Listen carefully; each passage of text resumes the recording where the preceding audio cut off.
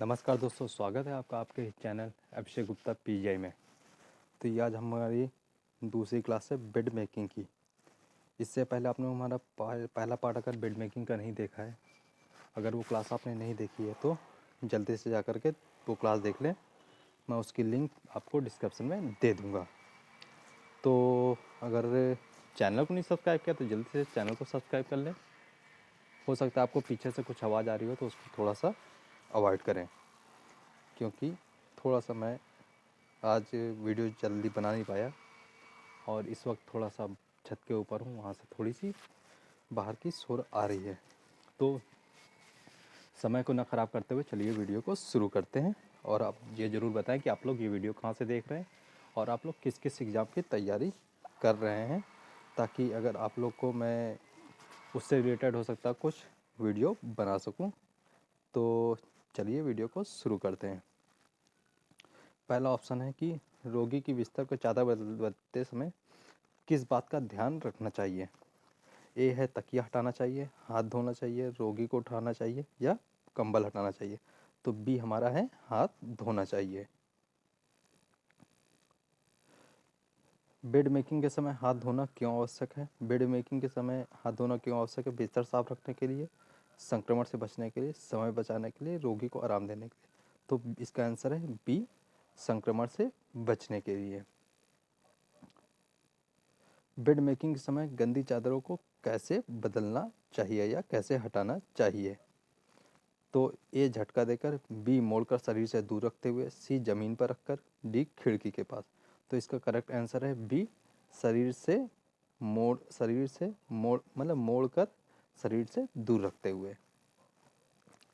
Occupied occupied bed का अर्थ क्या है? ऑक्यूपाइड बेड का अर्थ क्या है? खाली बिस्तर, टूटी हुई बिस्तर, जिस पर रोगी लेटा हो, या ऑपरेशन बेड। तो इसका आंसर है सी, जिस पर रोगी लेटा हो।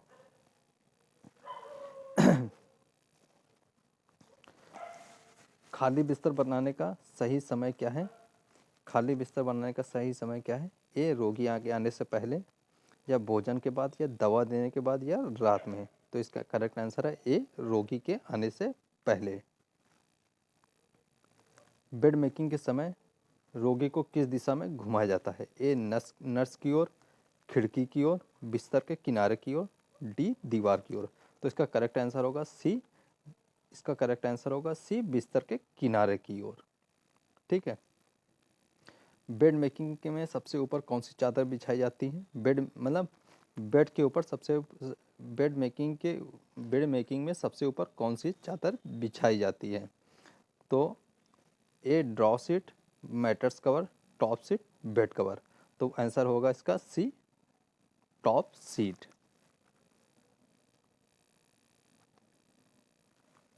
ड्रॉ सीट का मुख्य उद्देश्य क्या होता है? बिस्तर को सुंदर बनाना, गद्दे को बचाना, रोगी को ढकना, या तकिए को ढकना। तो इसका ड्रॉ सीट का सबसे बड़ा मुख्य उद्देश्य होता है भी गद्दे को बचाना, क्योंकि उससे हो सकता है उसके नीचे हम लोग मरीज हो सकता है उसके ब्लड निकल रहा हो, या ऐसी कुछ चीज़ें हों जो उससे बिस्तर को ख़राब कर सकता है। तो हम लोग उसके ऊपर ड्रॉ सीट को बिछा देते हैं ताकि गद्दे का बचाव हो जाता है। बेड मेकिंग करते समय चादरें क्यों बिछाई जाती हैं? चादर को कसकर बिछाई जाती है। क्यों कसकर बिछाई जाती है? समय बचाने के लिए, रोगी की सुविधा और सुरक्षा के लिए, स्टाफ की सुविधा के लिए, नियम का कारण। तो इसका करेक्ट आंसर है बी, रोगी की सुविधा के लिए।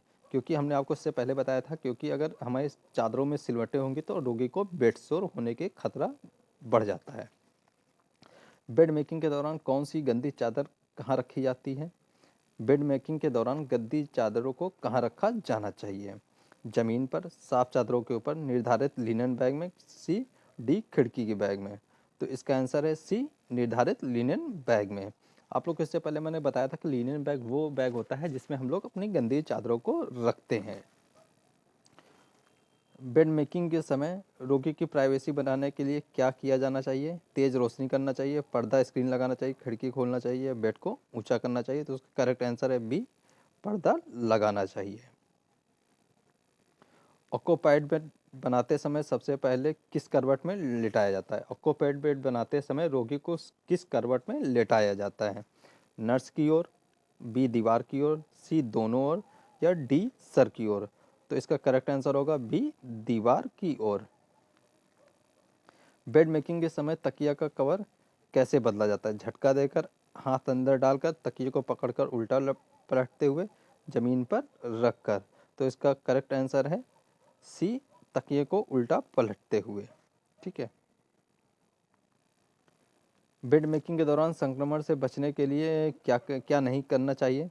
बेड मेकिंग के दौरान संक्रमण से बचने के लिए क्या नहीं करना चाहिए? हाथ धोना चाहिए, गंदी चादरों को शरीर से दूर रखना चाहिए, गंदी चादर को झटकना, या लिनन बैग का प्रयोग? तो इसका आंसर है गंदी चादर को झटकना। सर्जिकल बेड सामान्यतः कब बनाया जाता है? रोगी के डिस्चार्ज होने पर, ऑपरेशन से पहले, ऑपरेशन के बाद, रोगी को लाने से पहले, या भर्ती के समय? तो इसका करेक्ट आंसर है सी ऑपरेशन के बाद, रोगी को लाने से पहले। बेड मेकिंग करते समय नर्स अटेंडेंट को कैसे खड़ा होना चाहिए? झुककर, मुड़कर, सीधे खड़े होकर, या बैठकर? तो इसका आंसर है सी खड़े होकर। ड्रॉ सीट सामान्यतः कहाँ बिछाई जाती है? ड्रॉ सीट सामान्यतः सिर की ओर, बी पैर की ओर, सी कंधे और घुटने के बीच, या डी पूरे बिस्तर पर? तो इसका करेक्ट आंसर है सी कंधे से घुटने के बीच। आप लोग इसका स्क्रीनशॉट ले सकते हैं। अगर एक चीज़ और है, अगर आप लोग ये जो हम पीडीएफ की वीडियो बनाते हैं, अगर आप लोग को ये पीडीएफ की वीडियो चाहिए तो इसका जो चार्ज है वो 30 रुपीज़ है। जितनी भी पीडीएफ होंगी वो आप लोग को पर डे के पर डे दे दी जाएंगी वीडियो बनने के बाद।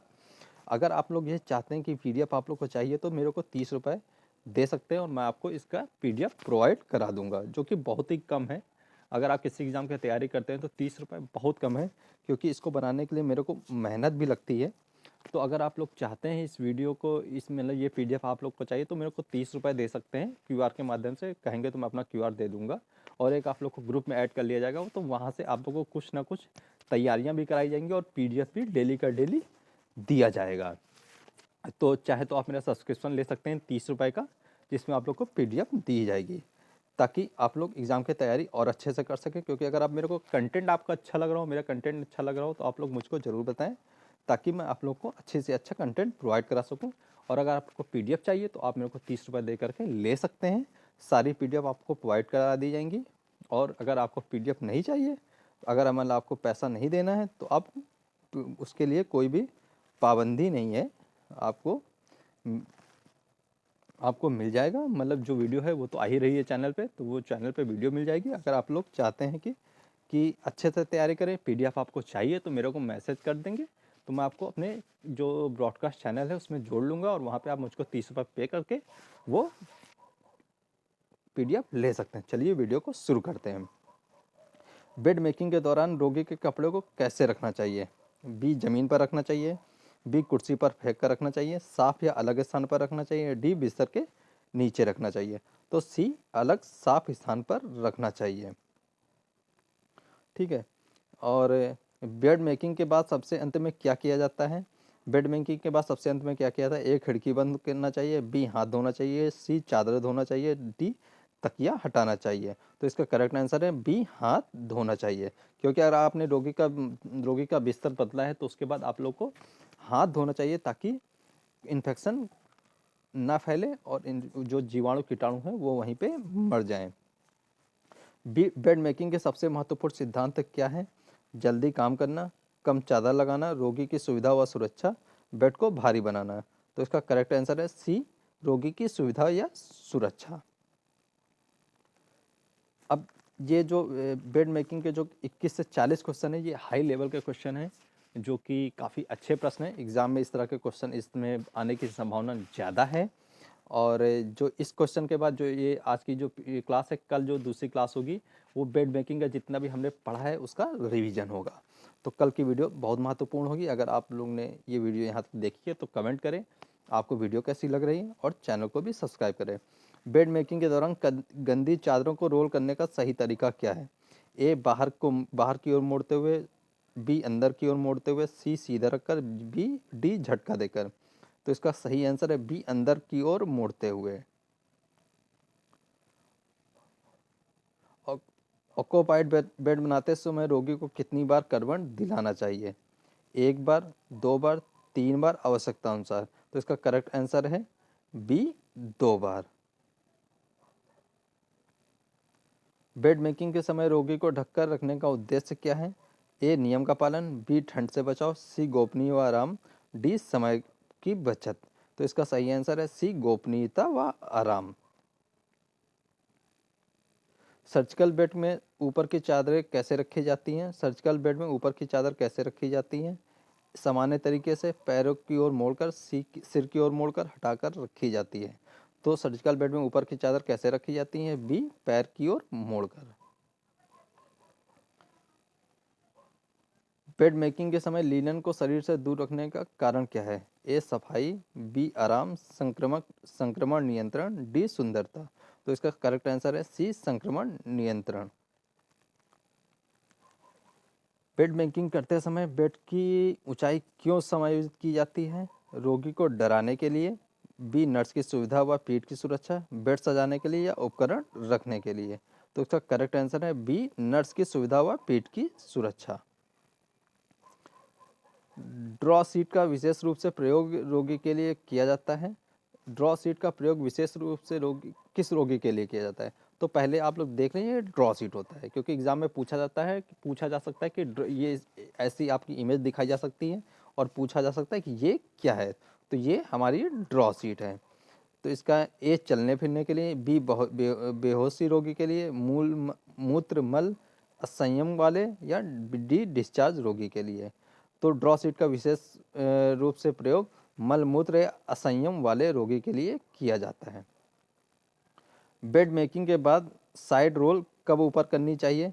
सबसे पहले आप लोग जाने साइड रोल क्या है और साइड रोल का उपयोग क्या होता है। साइड रोल ये है जो बेड के ऊपर किनारे लगा रहता है, इसे साइड रोल कहते हैं।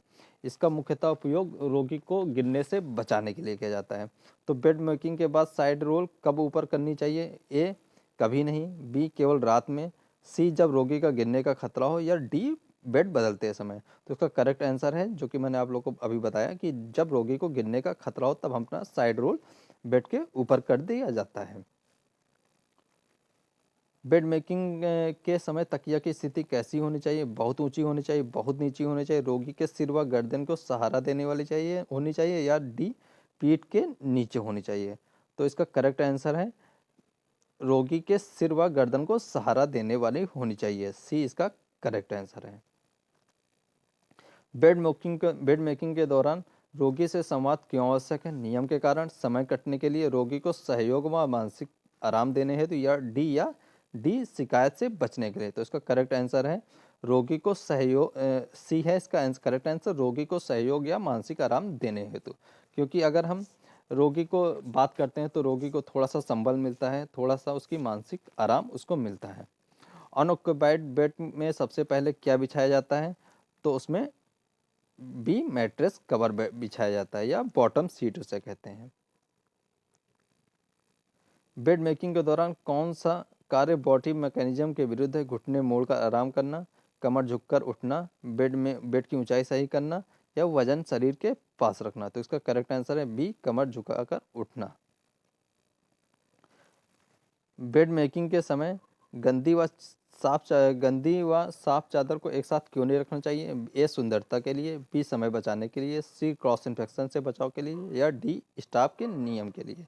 तो मैंने इससे पहले बताया था आप लोग को, जो बेड मेकिंग के समय गंदी व साफ चादरों को इसलिए एक साथ नहीं रखना चाहिए क्योंकि क्रॉस इन्फेक्शन होने का खतरा बढ़ जाता है। आइसोलेशन पेशेंट को बेड मेकिंग के दौरान विशेष सावधानी होती है। आइसोलेशन पेशेंट के बेड मेकिंग में क्या विशेष सावधानी होती है? ए, तेजी से काम, पीपीई का प्रयोग, केवल चादर का, या खिड़की बंद। तो पहले बता दूं पीपीई क्या होती है। पीपीई एक किट होती है जिसमें बहुत सारी, ये आप मेरे को देख रहे होंगे, ये ऊपर का ड्रेस कह सकते हैं, ग्लव्स होते हैं, मास्क होता है, ये मास्क है, ये N95 मास्क है, ये ग्लव्स है, सर्जिकल मास्क है, सर्जिकल ग्लव्स कहते हैं इसे।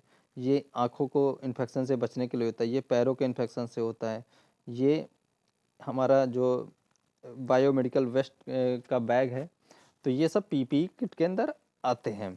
तो आइसोलेशन पेशेंट को के बेड मेकिंग में क्या विशेष सावधानी होनी चाहिए, तो उसमें पीपीई का प्रयोग होना चाहिए। आइसोलेशन पेशेंट जैसे आप लोगों ने सुना होगा, आप लोगों ने देखा होगा, जब कोविड आया था तो वो आइसोलेट पेशेंट उसमें रखे जाते थे आइसोलेशन वार्ड में। तो इन सब चीज़ों का प्रयोग किया जाता था जब मरीज के पास जाने से पहले। बेड मेकिंग के बाद कमरे में क्या जांचना चाहिए? टीवी, लाइट व कॉलबेल, दीवार, फर्श। तो उसमें हमको लाइट व कॉलबेल जांचना चाहिए। बेड मेकिंग के समय बेडशीट में सिलवटें क्यों नहीं होनी चाहिए? देखने में खराब लगता है, समय ज़्यादा लगता है, रोगी की असुविधा व बेडसोर का खतरा रहता है, या नियम नहीं है। तो बेड मेकिंग के समय बेडशीट में सिलवटें क्यों नहीं होनी चाहिए? क्योंकि रोगी को असुविधा होती है और बेडसोर का खतरा बढ़ जाता है।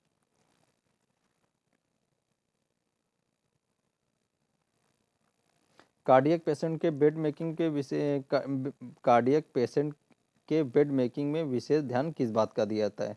ऊंची तकिया, रोगी को कम हिलना, मोटी चादर, पैरों को मोड़ना।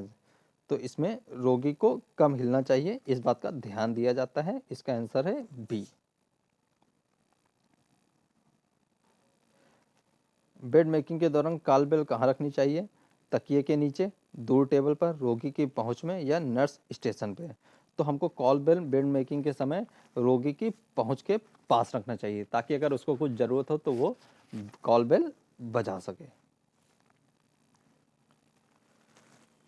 बेड मेकिंग के समय सबसे आम गलती कौन सी होती है? हाथ धोना, गंदी चादर झटकना, रोगी से बात करना, पर्दा लगाना। तो बेड मेकिंग के समय सबसे आम जो गलती लोग करते हैं वो गंदी चादर को झटक देते हैं चादर बदलने से पहले। तो ये गलती आपको नहीं करनी है। लास्ट क्वेश्चन है, बेड मेकिंग का अंतिम उद्देश्य क्या है? बेड मेकिंग का अंतिम उद्देश्य बेड सजाना, नियम पूरा करना, सी रोगी की आराम, सुरक्षा व संक्रमण से बचाव, या डी समय पूरा करना। तो इसका जो सबसे अंतिम उद्देश्य होता है बेड मेकिंग का, रोगी की आराम, सुरक्षा व संक्रमण से बचाव। तो आपको ये मेरी क्लास कैसी लगी ये ज़रूर बताएं। हो सकता है आज की क्लास में थोड़ी सी मज़ा ना आई हो, क्योंकि आज मैं थोड़ा सा वीडियो बहुत ही ऊपर बना रहा हूँ छत के ऊपर, तो थोड़ा सा हो सकता है आप लोग को थोड़ा सा अनकंफर्टेबल लगे या थोड़ा सा अलग लग रहा हो। और रात का समय है, नींद भी आ रही है, मगर आप लोग के लिए वीडियो लाना था तो मैं लेके आया। तो चैनल को सब्सक्राइब कर दें और मिलते हैं नेक्स्ट वीडियो में। तब तक के लिए जय हिंद, जय भारत।